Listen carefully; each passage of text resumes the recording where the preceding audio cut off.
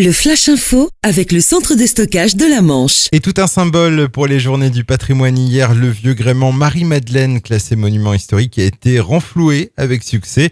On rappelle qu'il avait coulé le 5 septembre dernier près des îles Saint-Marcouf. Le Marie-Madeleine a ensuite été remorqué vers la grande jetée de Saint-Val-à-Hougue. Une résolution dans une affaire de série de cambriolage à Grosville entre fin juillet et début septembre. Ce sont 5 résidences qui ont été visitées.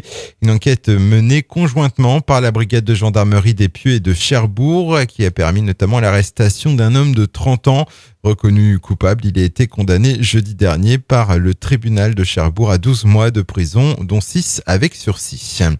Une équeurdrevillaise inscrite à son insu sur un site de rencontre libertine. C'était il y a 3 mois et après avoir reçu de nombreuses propositions d'hommes par téléphone, elle a décidé de porter plainte. L'enquête a permis d'établir qu'il s'agissait en fait du compagnon d'une de ses anciennes amies avec qui elle avait eu un différend qu'il avait inscrite sur ce site.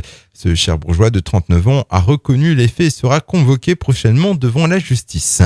On ouvre notre page sport. En handball, l'AJS Cherbourg a concédé samedi soir en région parisienne son premier revers de la saison.